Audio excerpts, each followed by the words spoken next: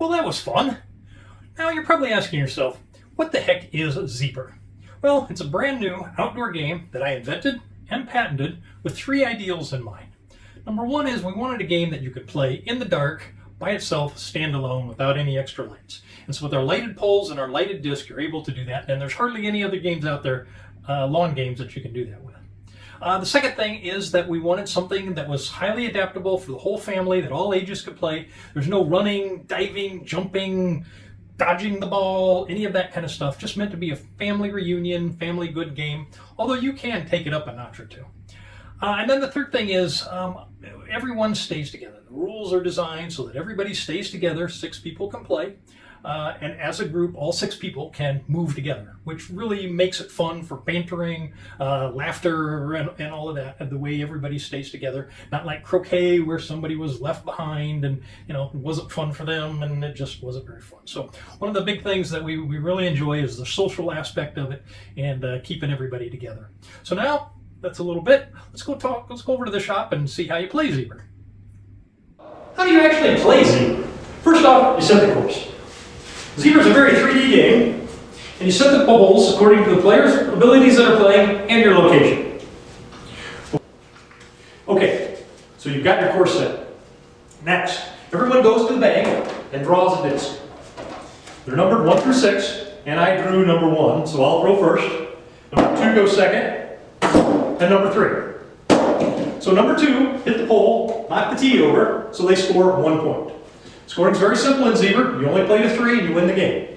So there's no little stubby pencil required, no scorecard required, no pars, no bogeys, no double bogeys, none of that golf stuff. Oh, and by the way, unlike golf, Zber has no out of bounds. Since player number 2 scored the point, they go last. Because it's always an advantage to go first, but they have to go last. So now, player number 3 will go first, then 4, 5, and 6, all the way through until someone hits the pole and scores another point. Pretty simple game, right? Hit the pole, score 1 point, play to 3. But we've added a little strategy in called poison. So say that player's laying there, and they've thrown up, and they're laying there, and they're about to win by hitting that pole. No one wants them to win. You poison them. If you land on them, they're poisoned for that round, and they're out. Now they get to come back in on the next round, but for that round, they're out and they can't win the game. So, after a long day of playing Zber on the beach, what do you want? More Zber, but it's getting dark. What do? You let it get darker. And then, voila! Nighttime Zber. With 6 lighted discs and 5 lighted poles, you can play Zber until the sun comes up in the morning. So what do you say, Sharks? Who wants to set our own course together?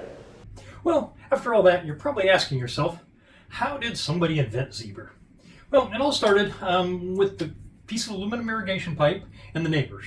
So they were having a family reunion, people coming in from all over, and I'd always wanted to kind of do a game kind of thing at night. And so there's a piece of 4-inch aluminum irrigation laying in front of my shop. I cut it off and stood it on end and said, wow, we could throw a frisbee at that. And when the frisbee hits it, it'll make a noise and we can score a point. And anyway, it just kind of evolved from a piece of aluminum irrigation pipe in front of my shop. Then it kind of evolved, went to plastic.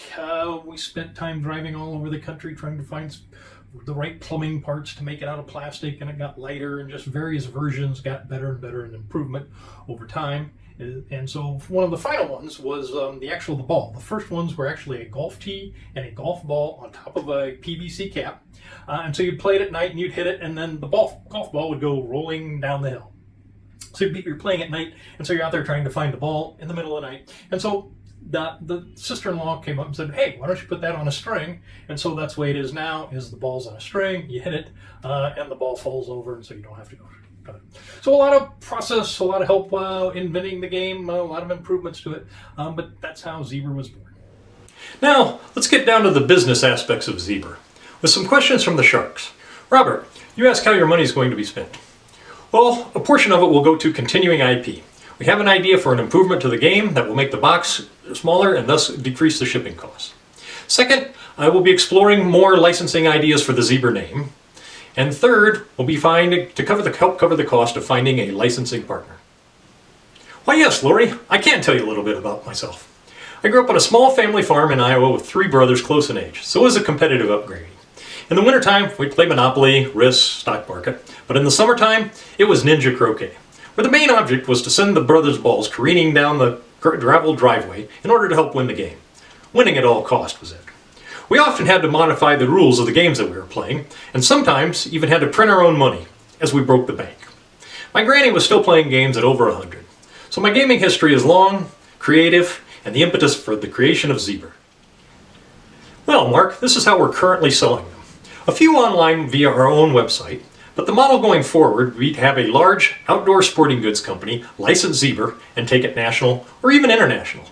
Why yes, Gloria, I can't explain our IP.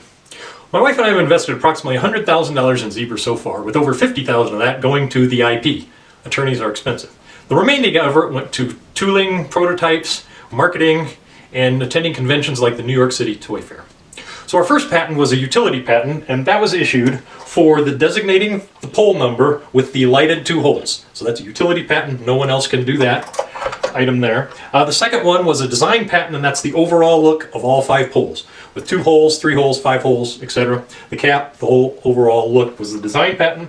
And the third item that we got was the word Zber, trademarking the word Zber. We're currently provisional and putting in for our logo trademark. Thank you, Barbara. Yes, one of the main challenges has been making this game affordable. That's been one of the primary goals of mine, is keeping this game affordable so families with small children can afford it. Times are tough right now, and I want to keep this game down where the average family can afford it. This is a challenge with all the small quantities that we're dealing with, shipping containers, import duties, marketing a totally unique product. These are all challenges that have had to been overcome. The second hurdle is introducing an entirely new product to the marketplace, while taking the best aspects, the funnest aspects of bocce ball, lighted bocce ball, croquet, horse, and disc golf, and combining them all into one game that makes sense, and then throwing in, oh, and it can be played at night. Yes, Damon, you're right. The branding opportunities are tremendous. With all of this white space on the poles, the discs themselves, there's a lot of opportunities for branding stickers anywhere from high school teams to college sports teams to professional teams, let alone corporate.